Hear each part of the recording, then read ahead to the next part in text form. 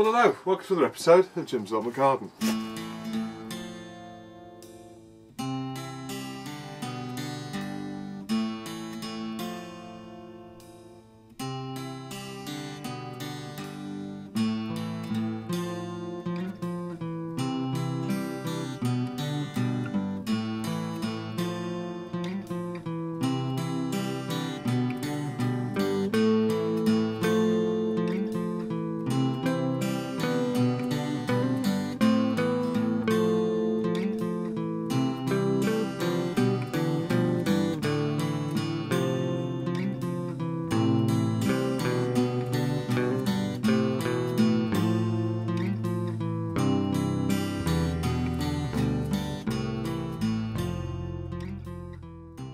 Okay, so the golden rule with broad beans is what you do is you fill your pots full of compost, and what you want to do is water them the day before you put them in. Now, these are pots that had the last lot in and didn't come up, but I'm sort of almost positive that was caused by a mouse, because I can see little sort of holes where the seeds have been scratched out. Now, I'll just rip these open. As you can see, that's the bean there. Now, these are coated with this kind of red stuff. And that's just to prevent the seed from sort of having any sort of fungal problem or anything like that. And all you need to do is get the seed. Now that one's, I don't know if you can see, but that one's cracked along there, so I shan't be putting that one in. So basically what you want to do is look for a seed which is whole, there's no cracks in it, then that's going to give you the best chance of germination. And all you need to do, start at one end, and what you want to do is push the seed in to the already wet compost. Make sure the compost is nice and wet before you put the seed in. And all you need to do is put one of those in each one. Put plenty in. Now I'm only going to be growing probably a dozen plants in total. See that one again? Look, that one's got sort of a bit missing, so I won't be putting that one in. I'm going to be growing a dozen or so plants.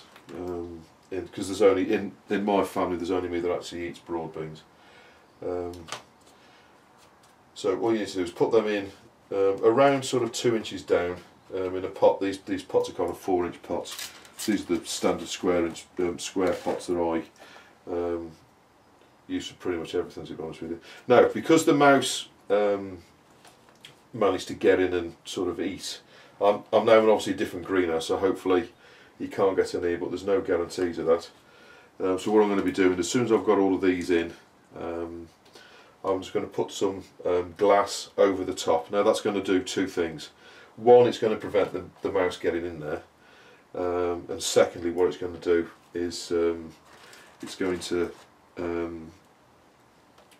keep the form like a kind of a cloche, I guess, over the pots, and that will keep it that little bit warmer, so hopefully the germination will be better. I'm sure as soon as these germinate and actually start growing, the mouse won't have any interest in them anyway. He only wants the bean itself. So I think as soon as the plants start growing, because I've got fully grown plants in there, or plants that are kind of 9 inches high near the greenhouse, and he's left them alone. So I'm pretty sure as soon as these germinate. But the one thing you need to do is keep these moist but not absolutely soaking wet, and then as soon as you see the leaves coming out of the compost, you want to take the glass off, because what can happen is with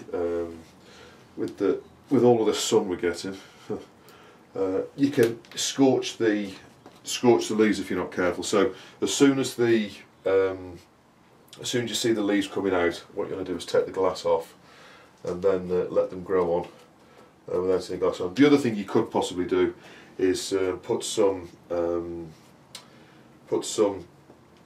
net or something like that over them, but I think if I put a piece of glass over, what that will actually do is keep them nice and warm, keep the moisture in there, and it will also obviously protect them against the mouse. So you want the glass to sit on top of the pots, because a mouse will get in quite a small gap anywhere.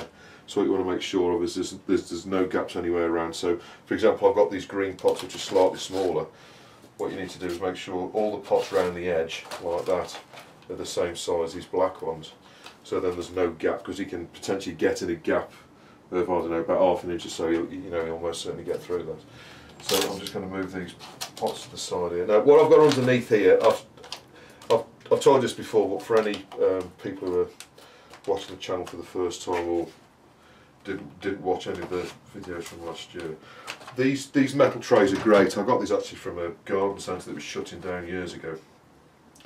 But what you need to do is underneath your pots, what you need to do is have some cloth or something like this. Now these are just these are actually soak up mats to, if you have a spillage in a garage or something like that, you can put these down and soak up any fluids like petrol or oil or whatever which goes on the floor. If you can't get hold of anything like this, anything like an old any sort of cloth or any old towel or even a blanket or something like that, if you can cut that up into the sizes of the trays that you're using. Now what will happen is, obviously, as you water the pots, the water will go through, soak the compost, and then anything that comes out of the bottom, obviously if you just have the tray, the water will just go straight through onto the floor, and then your pots will potentially get dry. If you put something like this underneath your pots, or even sand or gravel or something like that, it'll hold the moisture at the bottom of the pot and keep the pot moist. So obviously your seeds or anything like that will stay moist, and therefore they'll grow properly. And also, if the plant becomes not pot bound, but as soon as the roots get to the bottom of the pot and go through the holes, they've then got somewhere to go to get, to search for water. So it's always worthwhile, if you've got trays like this and you've got pots inside, to put some cloth, either a towel, or if you can't get hold of this, a towel, or even if you've got some sand, put some sand in there, because the sand will get wet, and then that will allow the moisture to be retained at the bottom of the pot, and it'll enable it to drain away if there's an excess of water, but it'll also keep the bottoms of the pot wet, and that's the best thing you can have for germination. Because what you don't want whilst you're germinating seeds or even growing plants is for the plant to dry out at any time, because obviously that's the plant's not going to be happy under those conditions. So that's the best bit of advice I can give you. So what I'll do is I'll put some more of these seeds in. And I'll show you what these look like in a few weeks' time as soon as they start growing. Okay, so there you go. So I've got 60 bean plants running there, in addition to the others I've got running in the other greenhouse. So I'll put this glass on the top, all being well, that'll keep them nice and warm and keep the mouse away from them, just in case he comes in this greenhouse. But I'll show you the beans in a couple of weeks when they start to grow.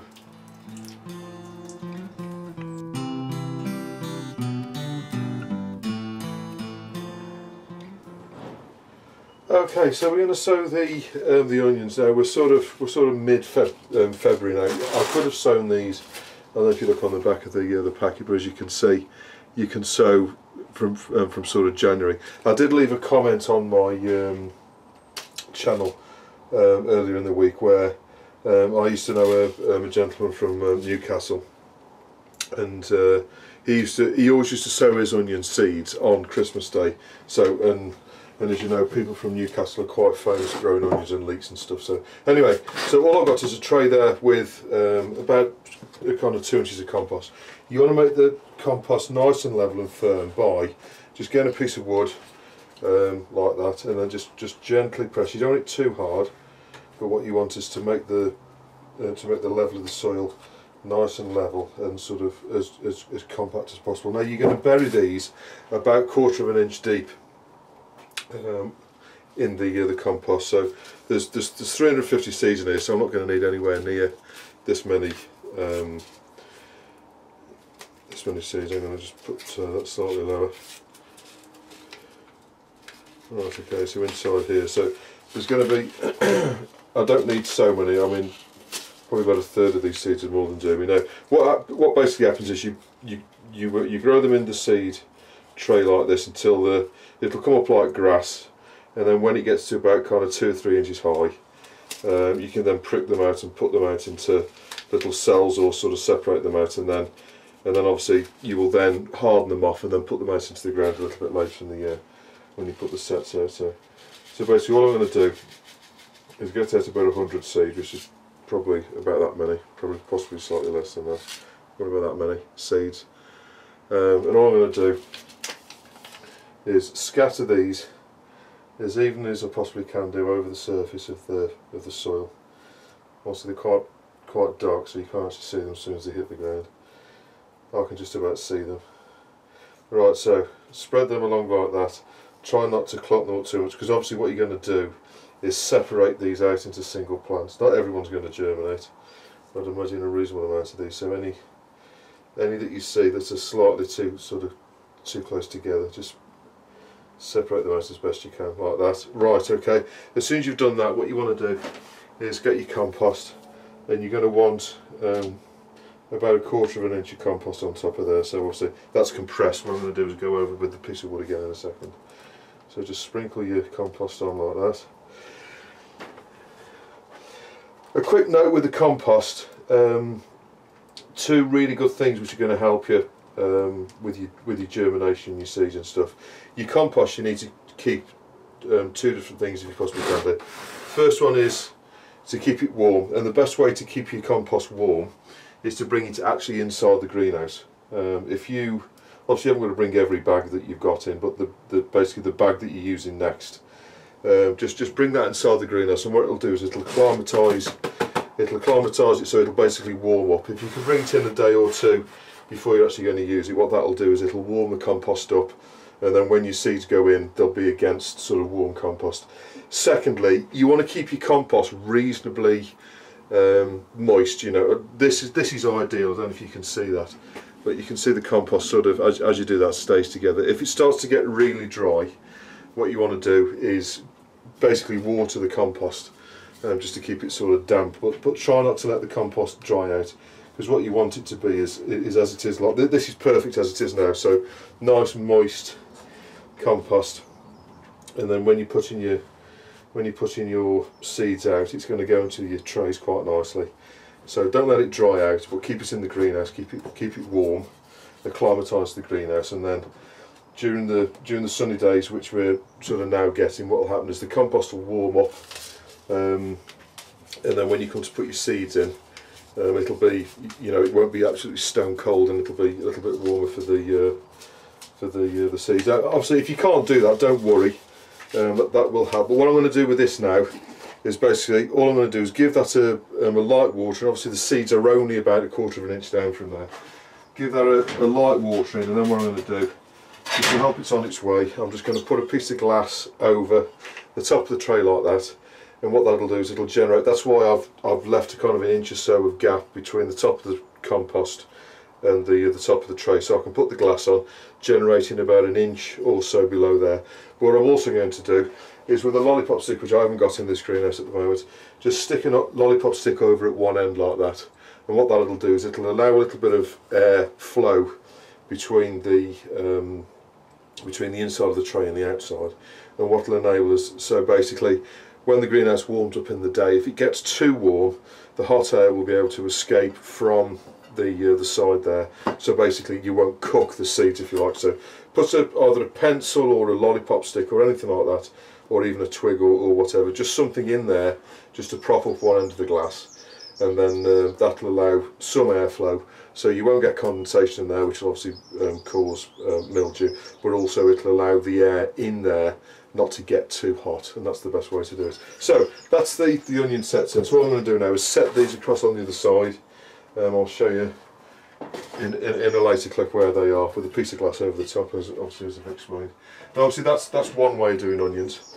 So before I lose what they are, all I'm going to do is just put the label, the onion set seeds on the top there. So the other thing are obviously, you know, the other way of doing onions is sets. Now I'm going to be putting two different types of sets, and these are red onions. These are red Carmen. I don't know if you can see, and these come out about £2.50 a bag or so, and there's probably about I don't know, probably about 150, 200 onion sets in there. Now this is a really good way of growing onions. If it's the first time you've grown onions, I would recommend to do it this way. These were grown basically from seed like we've just done last year, and as you can see, you get a nice set there. What you're looking for in your onions, sets that, you know, there's no visible mould or mildew or anything like that, and when you squeeze them gently, they feel firm, they don't feel soft like that, or sort of squidgy, and they'll be ideal. Now I'll put them straight into the ground in probably about 2 months time or so, into the ground, possibly even earlier actually. As soon as I've got the ground ready, these will go out. and they will grow on to be sort of larger onions, probably about the size of a tennis ball or something like that, all being well. So all you need to do in the meantime is, I would recommend you buy them now, because the shops do run out of stock. Buy them now, get the best ones as you can find, obviously the ones that are, you know, nice and clean, nice shiny clean sets, no mould or anything like that, and when you squeeze them they feel hard. And you don't want them too big, you know, anything kind of larger than that really is likely to bolt on you or basically run to seed. So you only want sets about that big, so don't go for the biggest, go for ones about that big or smaller, and that'll be ideal. Keep them in the dark, otherwise you get them shooting like this one has here. Keep them in the dark, keep them reasonably warm, well basically frost free. Keep them in the dark, and then they'll store for a couple of months for you know, to put out into the garden a little bit later on.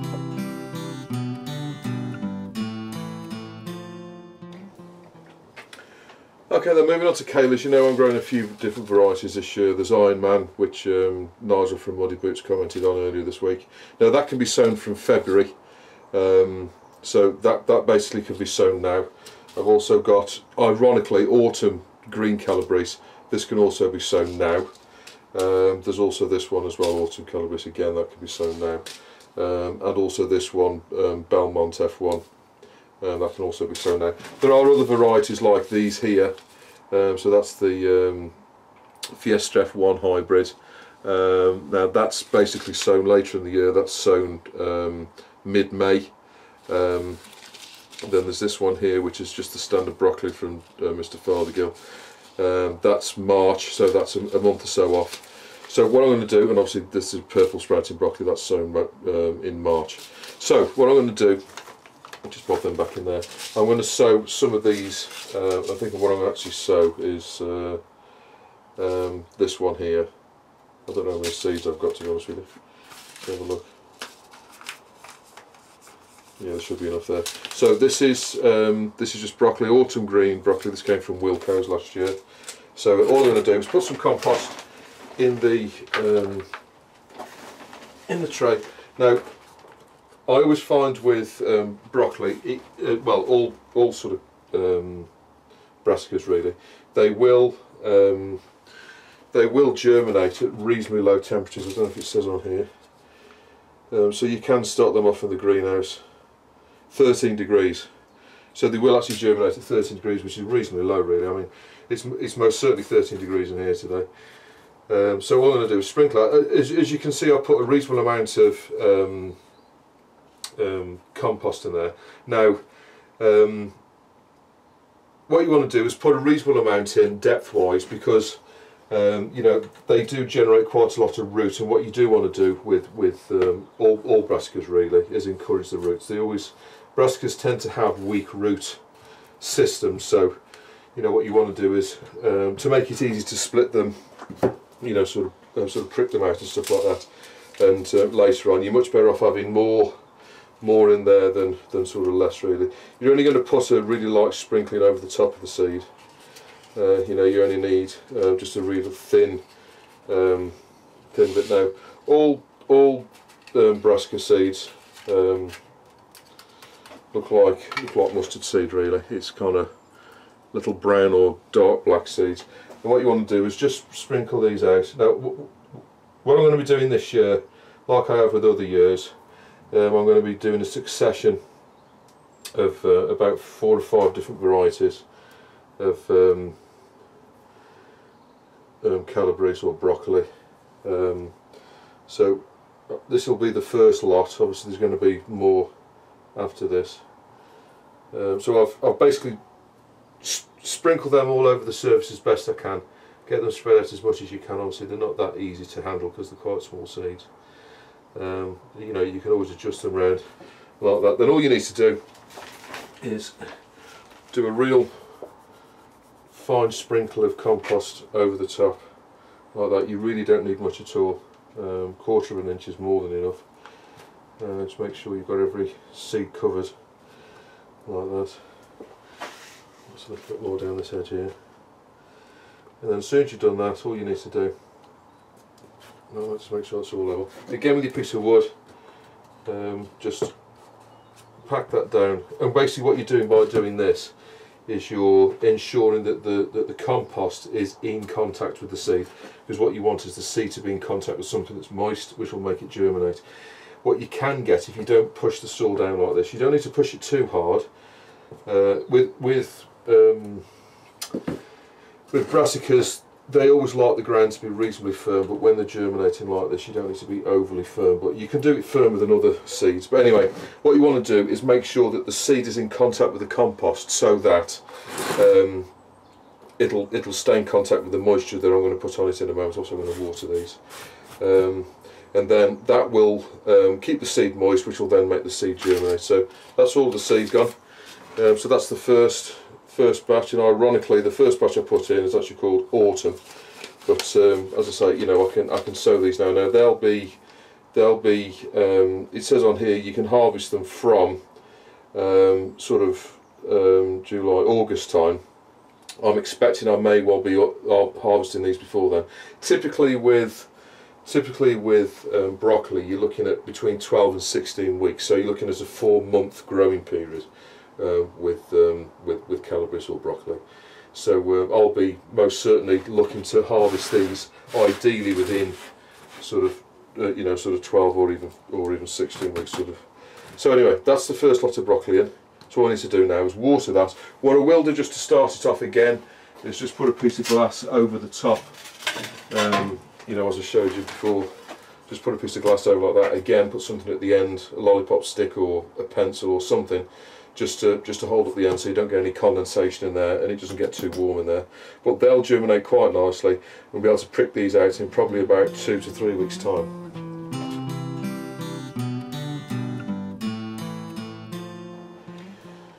Okay, so one other job that we can be doing at this time of year is to plant up. Now these are some strawberry runners that I took last year, and all I did basically was strawberry plant, send out runners, and then on the end you get like a little sort of plantet, if you like.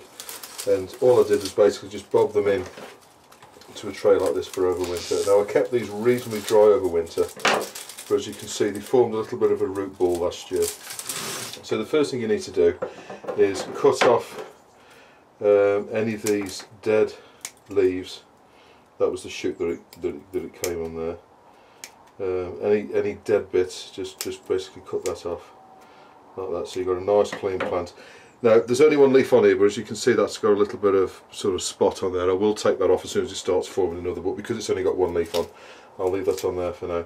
And I'm just potting these up into larger pots. Now I'm just going to agitate the roots a little bit at the bottom there, and what that'll do, that'll encourage it to send its roots out a bit more. Just bob that in there like that, and then give it a quick tap. Put that in reasonably firm. Now if I give that a bit of water now, that'll start to grow. Keep it in the greenhouse nice and warm, and then that'll form into a nice plant for later in the year. So what I'm going to do is just do a few more of those, and I took about a dozen or so last year. So you can see this one here, it's got a few weeds around it. You can see that's a nice little plant there. Again, I'm just going to bob it in there. These roots are already loose anyway, so they'll sure all the roots go in. So that'll form a nice little plant. Obviously any dead leaves or anything like that, just cut that straight off. As you can see, that's a nice little plant again. Let's do a couple more so you can see. Now some of these might have died, but don't be. Let me show you this one, because this one looks like it's died, but it hasn't. Now as you can see, we've got the roots at the bottom there.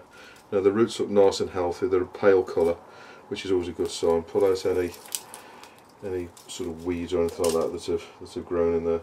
So I'm just going to cut off.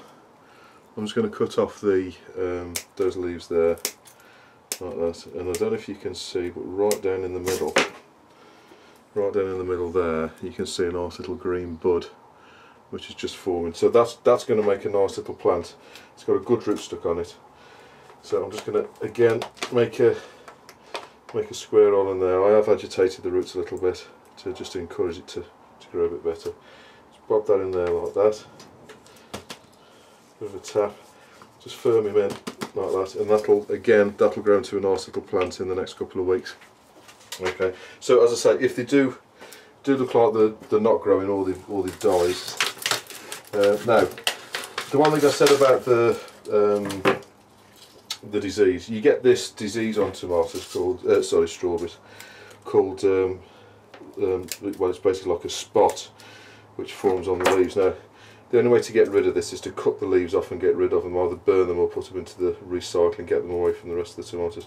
But this one, as you can see, there's like a little bit of spot on the leaf there, and that's basically the start of that disease. I believe it's actually fungal, to be honest with you, but all you need to do is cut the leaf off, and then as the new leaves form, basically I'll pull that one off, and then, you know, the leaves that form will be nice. And so basically you should have green leaves with no spots on, basically. So if you do have any spots, I've left these on for now because that's obviously going to be feeding the plant. But as you can see with this one's a little bit more pronounced. You can see there's like little spots in there. So as soon as this one throws out another leaf, I'll take that one off and get rid of it. So I'll just pot up the rest of these. But those, basically the strawberry plants that I'll be growing, some new ones this year, or some of them anyway. So I'll just carry on and get the rest of these potted up.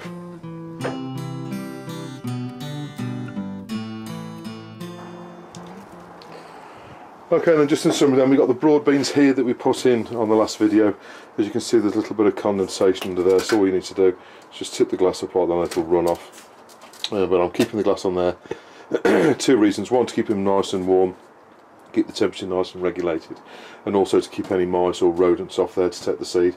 Obviously, as soon as it starts to shoot, they'll sort of grow into plants looking like this before too much longer. Now, what you can do with the ones that you've grown sort of the back end of last year is you can actually take the top out of these, and what it'll do is it'll encourage them to bush and obviously have more flowers, and then you know, you'll get more beans per plant. Those are the strawberry plants we've just potted up, just sort of growing merrily away there. Those are the Calabrese lollipop stick at the end with a piece of glass, and I've just watered those lightly. Onions at the end there, again just propped up with at one end, so you've got a gap here, just 3 lollipop sticks together just to hold that up, so you know, you can get some air in. Again, exactly like I said about the compost, keep the compost in the greenhouse, keep it nice and warm. Also keep your water butt full of water inside the greenhouse as well, so when you water the plants, you're watering them with water, the temperature of the greenhouse obviously, so you know the water will warm up in the greenhouse. So that's another good tip as well for this time of year. And then for the potatoes, obviously they look exactly as they were last week, except for the fact I've brought out the ones. These are so they're all kestrel that I saved the seed from myself last year. These 2 trays here, which is kind of 4 rows worth, are kestrel that I bought. As you can see, these are from Safe Haven.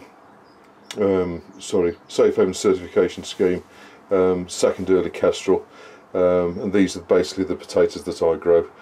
So I bought 5 kilos of those for this year, so those are those 2 there, and that's what the greenhouse looks like at the moment. So I hope this episode was of some use to you. Please don't hesitate to put any comments or questions you've got below, and I'll always get back to you. And I'll see you on the next episode of Jim's Allotment Garden.